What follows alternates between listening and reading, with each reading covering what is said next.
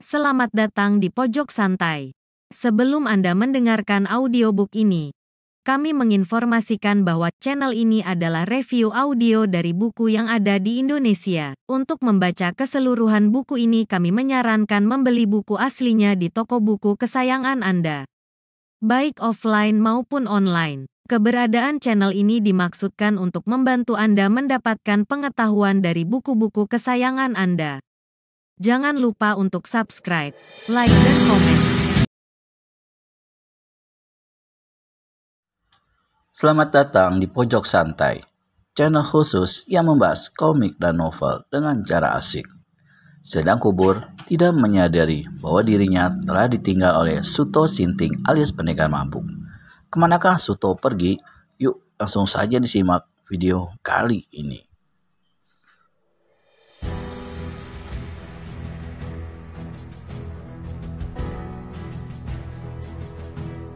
Sebuah desa ditemukan tak jauh dari hutan itu. Desa tersebut termasuk desa nelayan. Di sana ada kedai, dan di kedai itu Suto menambahkan tuak ke dalam bumbungnya. Seorang lelaki berkumis lebat melintang sedang makan di kedai tersebut. Matanya yang lebar itu sebentar-sebentar melirik Suto dengan perasaan tak suka. Lelaki berkumis itu mengenakan pakaian serba hitam dengan ikat kepala dari kain batik. Duduknya tak kenal sopan. Kaki kanan ditaruh di atas bangku.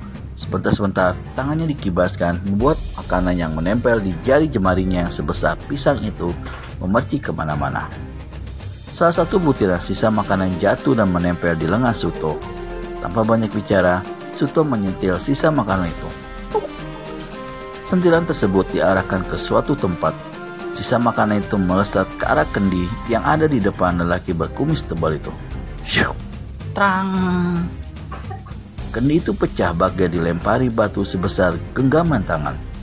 Lelaki berkumis yang punya badan tinggi besar itu menggeram dengan mata jelalatan. Ia mencari di sekelilingnya orang yang melemparkan batu dan memecahkan kendi di depannya, tapi tak ada satu pun yang dicurigainya. Bang, siapa yang berani pecahkan kendiku ini? Bentaknya ke arah tiga lelaki lain yang ada di bangku samping. Pemilik kedai, seorang perempuan tua yang sudah keriput wajahnya. Perempuan itu ketakutan melihat mata lelaki berkumis membelalak lebar, penuh luapan amarah. Sudahlah Kang, jangan hiraukan. Biar ku ganti kendimu. Aku masih punya banyak kendi dan minuman. Iya, tapi kendi ini berisi arak kebalen. Harganya mahal. Pemilik kedai itu berkata. Di sini juga jual arak kebalen. Biar aku ganti satu kendi penuh. Baiklah, kalau kau mau menggantinya. Sebab aku tidak bisa minum tuak yang mirip air kuda itu. Aku harus minum arak kebalen, arak paling terkenal dan paling mahal. Ini Kang, kata ibu pemilik kedai. Ini arak kebalen satu kendi. Baiklah, beri aku sekendil tuak. Untuk apa Kang? Buat cuci tangan, kok. Bentaknya. Pemilik kedai itu menggeragap sambil bergegas menyiapkan tuak satu kendil berukuran kecil.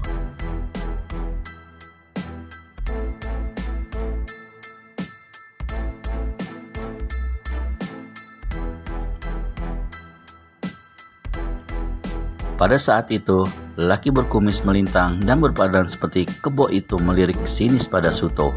Meski tahu dilirik, Suto diam saja dan pura-pura tidak memperhatikan lelaki yang sedang unjuk keberanian dan kegalakannya itu. Ini tuaknya Kang, apa masih kurang? Tanya pemilik kedai. Ya, sudah cukup. Seorang lelaki kurus berbaju merah lusuh bertanya pada lelaki berkumis tebal itu. Kang, apa tidak merasa sayang kalau tuak sebegitu banyak dipakai untuk cuci tangan? Sudah biasa, jawab lelaki itu. Aku kalau habis makan, cuci tangannya harus pakai tuak. Tuak seperti ini kalau di rumahku tidak diminum, tapi buat cuci tangan atau cuci kaki kalau habis kena tanah becek. Tangan lelaki berkumis itu segera masuk ke kendil berisi tuak, tapi kejap berikutnya dia memukik keras kaget dan heran. Tangannya ditarik kuat-kuat. Bang, kenapa tuaknya panas? Sambil dia gebrak meja. Pemilik kedai semakin gemetar. Tadi tidak panas, Kang. Tidak panas dengkulmu. Pegang, cupkan tanganmu ke dalam tempat ini. Ayo, coba cupkan tanganmu. Perintah itu mendesak dan membuat pemilik kedai menurutinya karena takut. Tangan pemilik kedai dicelupkan ke dalam kendil berisi tuak. Perempuan itu tidak merasa kepanasan, bahkan agak lama merendamkan tangan ke dalam kendil. Tidak panas, Kang. Dingin begini kok dibilang panas? Lelaki berkumis tertegun bengong melihat tangan perempuan keriput itu direndam di dalam kendil berisi tuak. Di sisi lain, Suto tetap diam, tapi dalam hatinya ia tertawa geli melihat kebohongan lelaki berkumis. Coba, kata lelaki itu. Tangan pemilik kedai diangkat, tangan lelaki itu masuk ke dalam kendil. Dia memaki keras. Lelaki itu cepat angkat tangannya keluar dari kendil. Tangan itu mengepul. Jaringnya bengkak, lebih besar dan berwarna kemerah-merahan. Pemilik kedai pun belalakan mata dengan rasa heran dan takut. Begitu pula orang lain yang ada di situ. Hanya Suto yang tetap tenang dan tak perhatikan hal itu. Suto tahu bahwa dirinya sedang dicurigai oleh lelaki berkumis tebal. Tapi Suto juga tahu bahwa lelaki itu tidak punya alasan untuk bikin persoalan dengan Suto. Sebagai pelampiasan kemarahannya, lelaki berkumis itu segera menampar wajah pemilik kedai sambil berkata, "Pasti kamu yang bikin usil, ah?" Tap. Tangannya berkelebat mau menampar pipi pemilik kedai itu jadi terhalang oleh bumbu tuak yang disodorkan Suto. Barulah saat itu lelaki berkumis menggeram dengan mata merah bagai ingin menelan Suto bulat-bulat. "Kau mau unjuk diri di kampung ini, ha? Kau belum tahu kondangnya singo bodong ini." Sambil lelaki berkumis menepuk dadanya sendiri dengan tangan kiri. "Kenalkan, kalau kamu mau tahu, aku inilah singo bodong, tukang beset kulit manusia." Suto tersenyum-senyum saja. Singo bodong menjadi semakin geram. "Rupanya kau perlu diberi sedikit pelajaran, anak ingusan."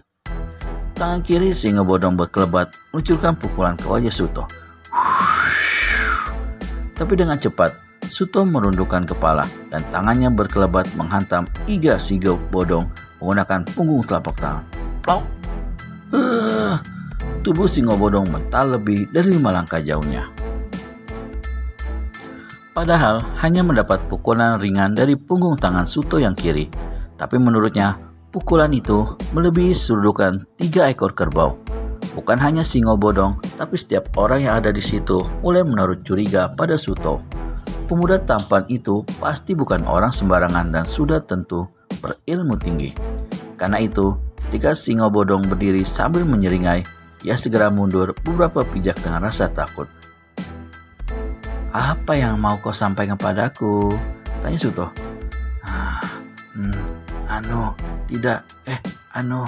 Maaf. Maafkan aku, Satria Gagah." Namaku bukan Satria. Namaku Suto Sinting." Suto memperkenalkan diri. Kebetulan ada orang yang mendengarnya, yaitu lelaki berpakaian merah lusuh yang tadi ikut makan di kedai itu. Lelaki tersebut segera mendekati Suto dengan sopan. Maksudnya Tuan adalah Suto Sinting, murid dari si gila tuak." "Betul? Dari mana kau tahu?" Maksudnya Tuan adalah Suto Sinting yang bergelar pendekar mabuk." "Betul," sentak Suto jengkel. "Tahu dari mana kamu?" Orang kurus berpakaian merah itu menjawab dengan masih gemetar. Bagaimana kelanjutan keseruan di kedai minuman itu? Temukan jawabannya di video selanjutnya hanya di channel Pojok Santai. Segera subscribe dan tekan tombol lonceng untuk mendapat notifikasi video terbaru dari kami. Terima kasih dan sampai bertemu kembali.